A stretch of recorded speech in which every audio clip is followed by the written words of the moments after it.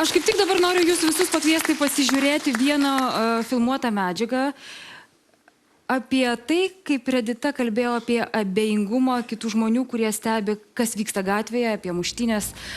Iškart pasakysiu, kad tai buvo surežisuota, bet mums buvo labai nepaprastai įdomu pasižiūrėti, kaipgi reaguos aplinkiniai. Dėmesio į ekraną. Iš anksto su aktoriais aptartas muštynių scenarijus yra toks. Pačiame Vilniaus centre jauni žmonės užpuola porą. Atima iš merginos mobilųjį telefoną, jos draugas vejasi užpuolikus užverda muštynės.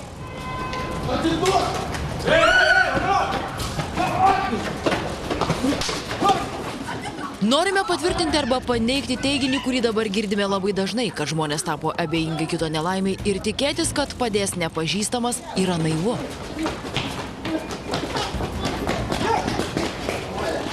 Tokių neva nepastebėjusių, kaip daužoma mergina ir jos draugas tikrai buvo. Kodėl jie elgėsi taip, tegu lieka tik jų sąžinės reikalas. O mes pakalbinome jaunus vyrus, kurie bijosi nusikaltėlius, juos sugavo ir kurie mums visiems įrodė, kad mes galime tikėtis pagalbos iš mums nepažįstamų žmonių. Žinokit, aš iš tikrųjų kelias sekundės susimėčiau, bandžiau 112 galvo skambinti, bet kol paskambinsiu, tai čia ir naudos tos mažai bus. Va. O kadangi jo rankose telefonas buvo, čia tokie vaikinukai šoko į pagalbą merginai, o aš galvoju, tą raudonšvarkį pasivysiu, to kurvinų veidų bėgo, bet jau sakau, nespėjom toli pabėgti, pasakė, kad filmavimas. O kaip jums atrodo geriausia padėti tokiu atveju? Ar kviesti policiją ir pačiam įsikišti? Šiaip sustabdyti ir bandyti kitiem paaiškinti. Policija kvies ar kažką daryti. Vis tiek žmonės turėtų daugiau padėti tokiai situacijai. O žmonės kaip reagavo aplinkiniai? Žmonės tai pasimetė buvo. Pasimetė buvo, iš tikrųjų. Taip atrodo, kad niekam neįdomu. Susitiksime iškart po reklamos.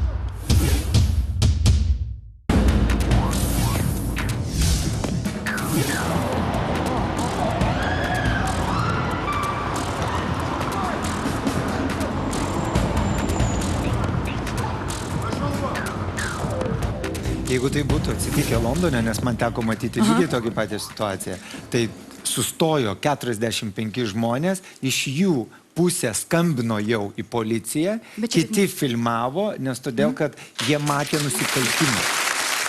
Aš labai gerai atsimenu pavyzdį, kaip aš su tėtė grįžau namo ir du vaikinai studentai išlapinosi laiptinį, nes kitoj pusėje pardavinėdavo alų. Čia beje buvo sovietmečių. Mano tėtis buvo labai atletiškas, jisai tiesiog užstojo koja duris ir pasakė, dabar einam pas mane į namus, aš jums duosiu dubenį, skudurą ir jūs išplausit tai, ką padarėt. Jis nepasakė nieko blogo. Tie vaikinukai bandė ten priešintis ir kažką, tėvas mano paėmė ir aš labai gerai atsimenu, kaip išvalė su tuo vaiku tą balą. Po to parsivedė juos namo už kupros. Pasirodo, kad tai buvo studentai. Ir o mano tėtis buvo dėstytojas, tik ne tos aukštosios mokyklos. Ir sako, dabar vaikai, arba jūs išskrendat visiems laikams iš aukštosios mokyklos už šitą triuką. Arba jūs pasimkite dabar tą skudurą, kur aš jums pirmai siūliau. Išmazgokit visas grindis nuo viršaus iki galo ir va ta močiutė, kur pirmam aukšte plauna, paskambinkit į duris, pasakykit, kad už ją išplovėt ir pabučiuokit ranką. Viskas buvo įvykdyta. Padarė. Taigi mūsų surežisuotas reportažas iš tiesų parodė, kad lietuvius tikrai negalime apkaltinti abejingumu.